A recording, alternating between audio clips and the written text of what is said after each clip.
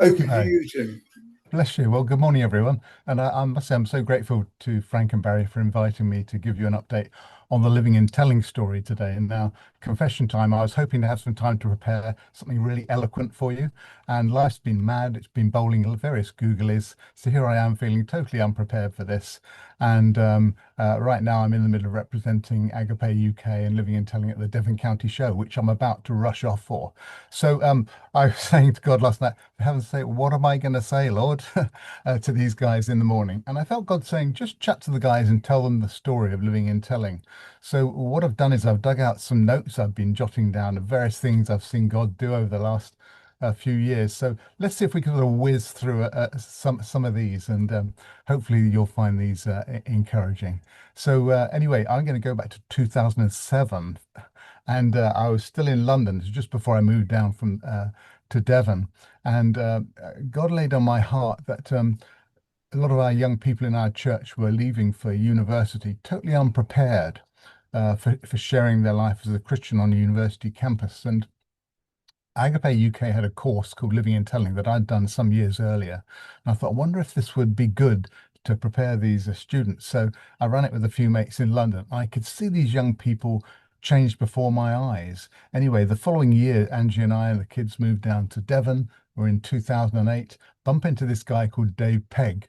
And as I drank coffee with Dave Pegg, he had exactly the same burden as me, that we were raising wonderful kids in our churches, but they weren't prepared for the real world.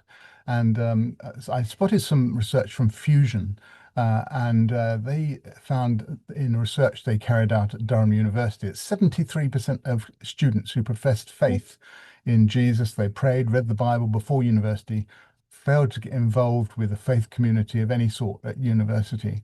And, that became the slippery slope for so many.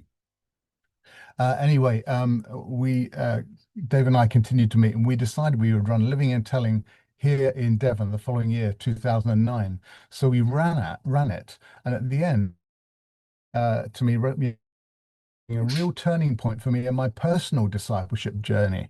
And the course needed some updating, and we developed it as it went along, and we ran it for 5 years, following that every summer immediately after exams were done for school leavers. And we had the most amazing response year after year. They were saying, here's some quotes: "It changed my life. It was a massive confidence booster. It opened my eyes. I now feel equipped." And another one said, "Every Christian needs this," which I tend to agree with. Anyway, leaders were hearing about this and saying, how can we get hold of this? We could do this for our whole church. And we'd say, well, look, it's all in our heads and video clips and bits of paper. And we realized we needed to wrap this up into a form that we could, do a nice big Word document and give it to church leaders. So shortly after that, 2014 Living and Telling, um, I spoke to Dave, and we mused over this. And a couple of months later, a friend of mine said, "I'm going to Kansas City to a conference, Christian conference. Do you want to come along with me?" I said, "Not really." And he said, "Well, look, I'll pay for everything." I said, "When are we going?" So there we were, off shooting off to Kansas City. And in Kansas City, I don't know whether you know, there's the International House of Prayer. And after this conference, we had the opportunity to meet a couple of people who'd been waiting on God with prophecies for me and my mate John.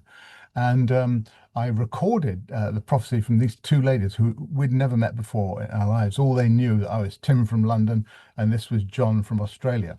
So anyway, this is a few words from the prophecy. One of these ladies said, "You are the type of leader that leads from behind." And I woke up and thought, oh, that's me. Like you come, and the way you encourage your men to press on in battle wasn't like commanding and shouting orders, but you got down in the trenches with them. And you came and encouraged them and said, like, come on, we can do it. And you push them forward. I'm right with you guys. And this lady said, "I feel like the Lord's saying this is a picture of you truly becoming a servant of all." And I didn't feel like a servant of all, so this was quite a challenging word. But as this lady spoke, the tears were running down my eyes because I felt God was commissioning me for something I really didn't know what it was. Anyway, I shared this with Dave when I got back from Kansas City, and we agreed to start working on this script living and telling. And Dave did an amazing job restructuring the course into 10 sessions, adding all our extra material that we'd been learning and using with these annual living and telling courses that we were running in Exeter. And in a month later, we'd drafted the first two sessions. Later that year, I put in a costing proposal to Agape UK, and we worked out that we'd need £6,300 to wrap this all up and put it into a form that we could publish and give to church leaders around the country so they could run their own living and telling courses. But as we were doing this, God started to reveal to us that He had much bigger plans for living and telling than we'd dreamt of. So I put in some proposals to our national director, Leslie, and our comms director at Agape, Danielle. Danielle said, I'm not sure this is going to work, but it could be amazing. That's a potted version of what she said. Leslie said, I filled in a funding proposal for your £6,300. This could make a huge difference, really, she said. So that was quite encouraging. Anyway, the following January, the funding proposal had been accepted by Agape Europe, where all the funds come from for this sort of thing. I met with someone on our staff from our Agape School of Theology, and he worked on the scripts with us to make sure they were absolutely spot on. And a few months later, we completed the first draft of all 10 sessions of this brand new living and telling. My wife Angie's a graphic designer, and she designed a gorgeous journal to go with the course. And we started filming some exploratory film tests just to see if it would work, with me and Dave pointing the camera at each other and presenting this material so that we could give some videos to church leaders. And anyway, 3 months later, after that, we heard the devastating news that Agape Europe said, sorry, no funding available for your project. So a few days later, I woke early in the morning, and God dropped the word legacy on me. So I thought, legacy what? I didn't know. Later that morning, I was going to have a chat with Dave. And he said, look, before you say anything, Tim, I just want to share that when I was praying this morning, God gave me the word legacy. So there we were thinking, oh my goodness, we need to press on with this. I don't know how it's going to work on a zero budget. We need to press on. So over the following months, I was sharing this vision of, we wanted to film these living and telling videos with everybody I met. And we gathered together one by one an amazing group of national leaders, each of whom said that they would be prepared to get involved. And I put together a funding proposal to drive around the country and film these people presenting a session each. And we worked out we needed £22,700. Anyway, long story short, we put in a funding proposal to Agape UK globally, who does fundraising for these sort of things. And we ran another living and telling, and this time we were using this lovely new journal, but still presenting it all live in Exeter. That was in 2017. And a year later, I heard the devastating news that Agape globally could not secure any funding whatsoever for our project. So that confirmed we had to go ahead on a zero budget, and I hadn't got a clue what we were going to do. But Dave and I got in touch with our presenters, said, look, guys, zero budget, are you still in? Every one of them said, yeah, don't want money. We're happy to just get involved. So we as I was sharing this with one of my supporters, they said, can I give you a couple of £1,000 towards the filming? So anyway, Dave and I loaded up the car with a camera his brother had lent him, and a clip-on mic and an MP4 recording thing. And we set off in the car, driving around the country, filming these presenters. Just before we left, Dave's neighbour knocked on the door, said, I got all this filming gear I was about to throw out. You wouldn't be interested in having it, would you? You got all this lighting gear with umbrellas and all the rest, and chuck that in the back of the car. Anyway, we drove around, we filmed these most amazing people. Matt Perkins from Salvation Army, James Greer, at the time Exeter Diocese, now Bishop of Plymouth, Tim Alford, who heads up the youth work for Elim Church nationally, Sarah Yardley, who's just joined 24/7 prayer, Phil Knox of the Evangelical Alliance, Grace Wheeler, who's now heading up Youth Alpha, Paul Friend from Swim locally, Matt Summerfield from Zio Church. Amazing, amazing presenters. And 4 months later, done all the filming. And God provided a professional professional movie editor to edit all the footage and a top sound recordist to clean up all the sound recordings. Again, totally free of charge. They didn't want paying. 3 months later, God gave us a gift of £2,500, which meant that we could go ahead and print the entire journal. So we were well on the way now. I got in touch with Biblica, who owned the NIV Bible text. I said, look, can we have the NIV Bible text to use in the journal? They said, well, as long as you don't use too much of it. I said, well, actually, 2/3 of it is going to be your Bible text. They said, well, you've got to pay a fee towards that. Anyway, we prayed and they came back and said, no fee, that's fine, have it free of charge. Anyway, I got onto a mate of mine who used to work for Agape. We were chatting. I said, look, we need a website to launch this living and telling. He said, I'll create a website for you, no problem. Created the most fabulous website.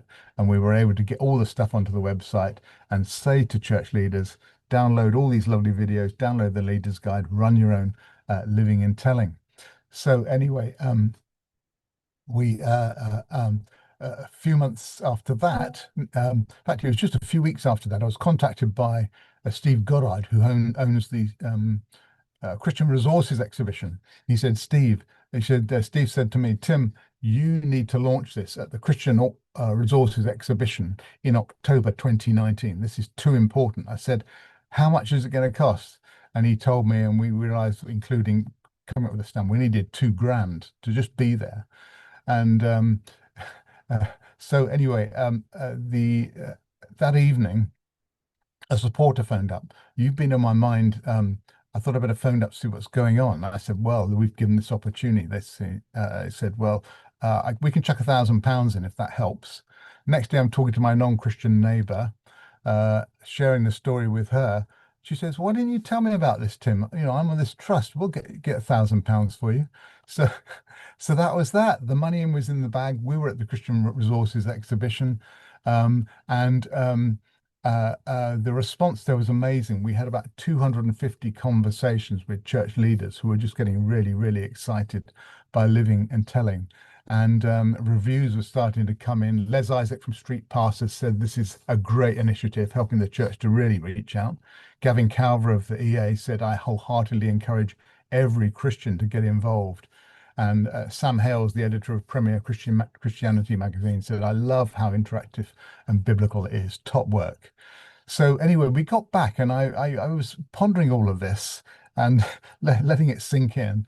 And I suddenly realized that the day we launched the Living and Telling at the Christian Resources Exhibition was 5 years to the day when I received that prophecy in Kansas City. How amazing is that? So I went and dug it out to see, I dug out the transcript just to see what was in it.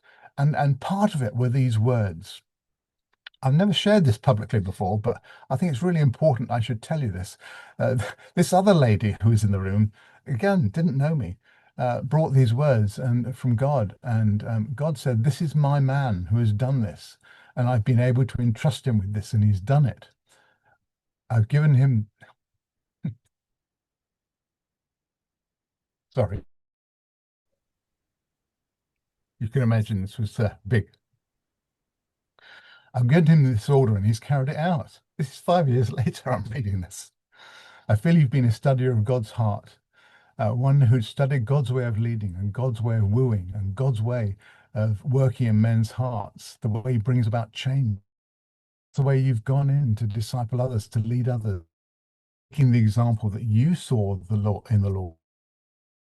By getting in there and coming down to their level, never thinking of yourself as higher, but coming down and serving the weakest and the lowest and the most broken, never making yourself like I'm another, I'm different from them, but understanding that I was the broken one. I was the one who was low, and God loved me and he came and reached me in this place. Oh my goodness. So anyway, the media coverage just continued to flood in, and 3 months after the 5 months after the Christian Resources Exhibition, March 2020, You remember that month lockdown began, and I was thinking, oh my goodness, what are we going to do now? How can churches run this course? They can't gather people together. And within days, I started hearing about this thing called Zoom. I don't know if you've heard of Zoom. And Dave and I began working on living and telling online. We just had this idea. And within days, we digitized all the resources. We ran a pilot test with a few mates at Agape, made loads of mistakes, worked out what not to do. We published a new online leaders guide, an online participants guide, which are all available to download. And 3 months later, I ran a living and telling online with a whole bunch of Agape staff across Europe in 20 countries simultaneously in one Zoom call, 100 participants on this Zoom call. We ran it as simultaneously in French, Spanish, and Portuguese. They had the written the translations in front of them. And in the afternoons, we did digital evangelism training so they could share everything they'd learned on living and telling online in their afternoons. Anyway, these 100 students, between them, they reached 2,216 people during the week. And as a result, had 198 spiritual conversations that they reported and 232 opportunities to share the gospel. So this was just doing it on a Zoom call. God was doing something quite extraordinary. We just felt caught up in all of this. And God was masterminding this all the way. He helped us create a course that we didn't know it would work seamlessly online on Zoom, but it was just working so well. And the following July, we were still in lockdown, so we ran our annual Living and Telling on Zoom, and that was a massive success. And following that, we've now had interest from Iceland, Jamaica, Italy, Ethiopia, America, and Australia. We've launched it in Jamaica, where it's going really, really well. They're running it online still. It's going all across Jamaica. And since lockdown, 100 people have registered to run Living and Telling online. And September, sorry, I'm rushing ahead of my notes here because I know my time is limited. By September 2020, we had launched Living and Telling Jamaica. and I ran a Living and Telling course for all the staff of Agape UK, 100 staff who are now all fully briefed up with Living and Telling. Since then, I've had opportunities to run Living and Telling and all over the place. With Church of England, I've run it online for the Fellowship of Parish Evangelism. I've even been recorded by someone called Chris Cole for Cross Rhythms Radio. How amazing is that? And a few months later, I found myself running Living and Telling with Rico Tice, the creator of Christianity Explored, for his church, All Souls London. And it was the most amazing success. And I was then interviewed by Premier Radio for Justin Brierley's unbelievable program. And God was just opening doors right, left, and center all over the place. I haven't got time to tell you them all, but just so encouraging. And I'm just zooming ahead now to March 2023, and God had laid on my heart and Dave's heart to create a Living and Telling for teenagers, for school agers, so that they could grow in confidence in sharing the good news of Jesus at school with their mates. And so that work is currently underway, and we're already running pilot courses. So that's really exciting. In June 2023, a team from Agape UK went with the Jamaican edition of Living and Telling to Sierra Leone, had an amazing response, started new student movements out there, and we're now working on a customized version of Living and Telling, which will be filmed in Sierra Leone for the whole of West Africa later this year. And then in August 23, a colleague of mine who works with the Iranian church, does everything in Farsi, said we need Living and Telling for the Iranian church. It's the fastest growing church in the world. Through our ministry, we broadcast to 1 million Farsi speaking Christians. We want Living and Telling. We're now working on that. Do pray for us. Uh, and that's all well underway. Next week, I'm having a Zoom conversation with the national director of Agape out there in Sierra Leone to update and progress everything. So I've been doing this as basically the only person in Agape UK doing this, but God has been doing an amazing thing over the last year or two.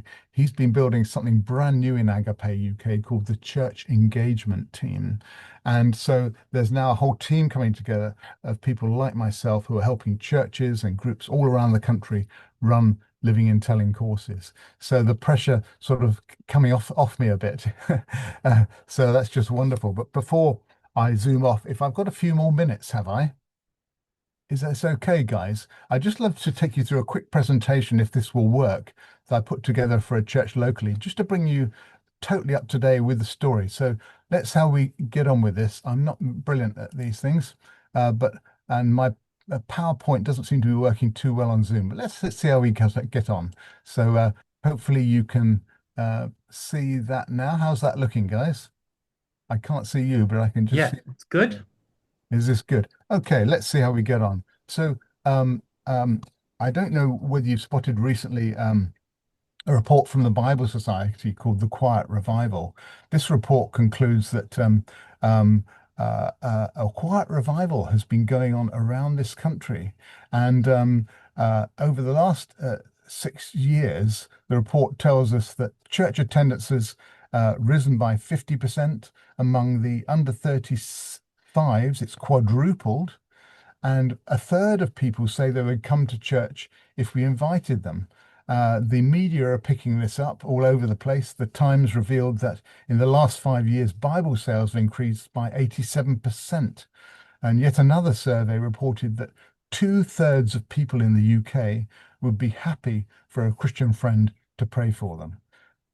So there's an amazing thing happening across this country. I don't know whether it's reaching your church yet, but anyway, here's the challenge. Sorry, there's the statistics which I should have that I've just read out to you. Uh, and this is it. The question I'm asking myself is, are we engaging with these people? Are we engaging with them? Are we even noticing them? And are we ready to help them? Because if we're not, we need to get ready.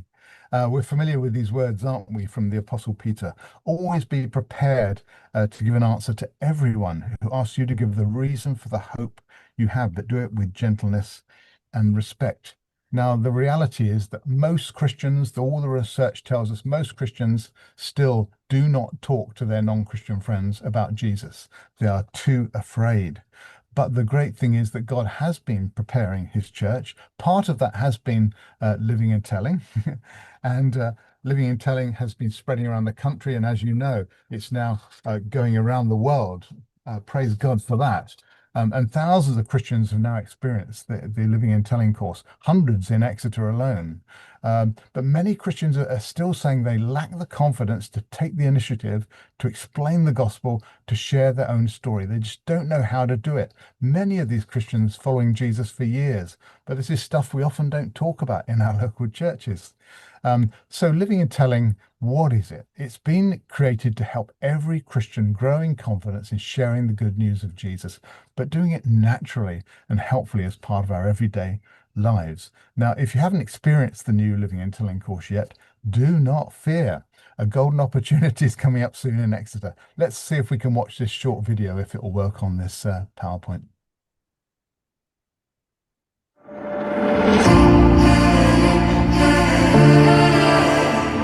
Living and Telling Southwest is 2 days of training to help you learn how to share your faith in Jesus as a way of life. Using the Living and Telling videos featuring presenters from various Christian organizations, we dig deep into the example of Jesus in the Bible to see what we can learn from him about helping people get to know the God who made them. If you know and love Jesus and wish you were more confident to help people to know him too, Living and Telling Southwest is for you. We'll run the 10 sessions over a Wednesday and Thursday in July, and there'll be loads of opportunities for interaction and conversation with each other and with the course leaders too. We want to be an encouragement to one another in this. I'm sure you know people who need to know God's forgiveness, love, peace and purpose in their lives. So please do consider this. Commit to it, come to it, get more equipped to help them discover the best news ever. We'll see you there.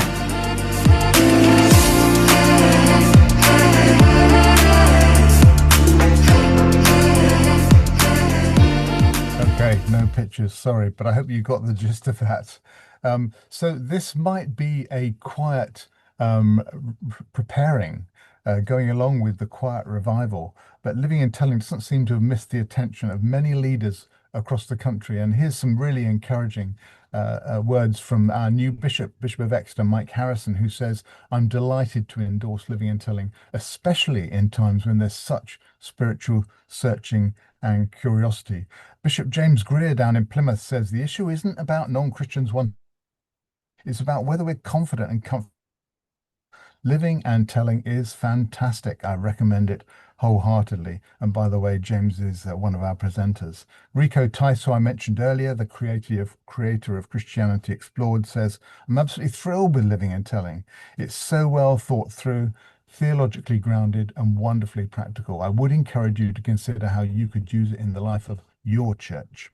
So what are participants saying? Well, here's some feedback from those who have done it over recent years. They say it's great fun, really enjoyable. It's changed my life, built my confidence. It's very, very high quality. It's so brilliant and encouraging. Isn't that great? So who are we aiming Living and Telling to now? Who's it really for? Well, here we go. It's for school leavers. It's still for school leavers, those currently in years 11 and 13. If you know any of them, tell them about this. It's for church leaders who are coming along and evaluating it to use in their own churches. It's for leadership teams to come and talk about it together, how they could do it perhaps in their small groups and midweek groups. It's for your friends.